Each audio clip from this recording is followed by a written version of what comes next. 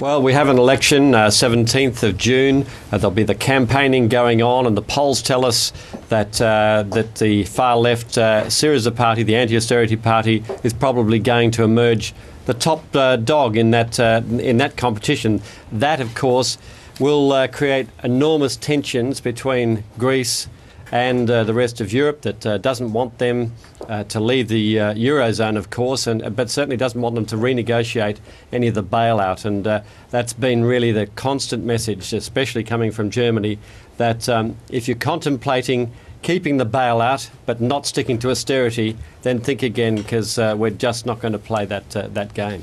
So how will it work? Because Syriza is likely to garner even more support in the next round of elections due next month. They want to renegotiate the bailout package, but they also want to stay with the euro.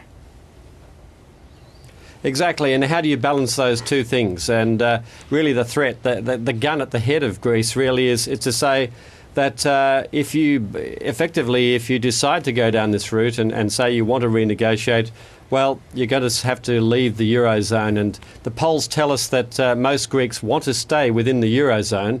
They just are sick and tired of living with austerity. And of course, when you're there in Greece, you can readily understand what people are on about. It's taken a great toll on just about everyone. But the paymasters, the IMF, the EU and particularly Germany have said a really hard line. They're saying, no, we won't renegotiate this. And if you attempt to do this, then there are going to be severe repercussions. You're going to be out of the club. And Greece has in fact dominated the first talks between the new French President Francois Hollande and the German Chancellor Angela Merkel in Berlin. Yes, what an amazing day today with what's happening in Athens and what's happening in France and Germany. Francois Hollande has been invested as the president. He was just a couple of hours at that process and then onto a plane. The plane is struck by lightning. He returns, changes planes back to Berlin a little bit late and has had discussions with Angela Merkel. Now, the real tension between those two is the approach on how to combat this whole economic crisis. Hers is to have austerity and keep spending limited and make sure that countries don't exceed that spending. Hollande has said this hasn't worked. This has really contributed to the problems of these countries. What we need is a bit of spending to stimulate some growth. So how they unwind that is going to be very interesting. At the moment, they basically said, yes, we have disagreements, but we are going to talk and we're going to look at where we can agree. So, Phil, how important is a close relationship between these two leaders? Well, it's really vital. It's been the linchpin of Europe, of the Eurozone, over the last few years, particularly the relationship between Nicolas Sarkozy, the outgoing French president, and Angela Merkel. And that really was a very close relationship, and they cooperated very, very closely.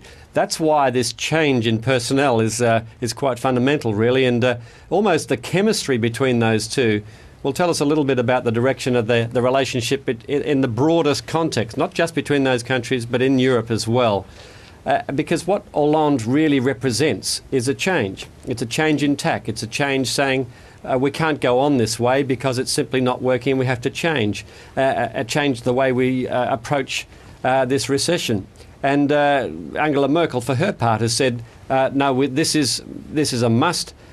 We must have this tight financial reins, because if we don't, then people will run away with their spending again, and we'll have another Greece somewhere else, somewhere along the line. So how those two issues manage to mingle and come out with some sort of agreement, yet to be seen, but they've taken the first step. They're all smiles. A little awkward at first when they stopped off the plane. No one seemed to know where to stand, but you know, these things happen. But surely they will come to some agreement, because basically they have to. They're too big to be really split on the issue. They are the leaders of Europe.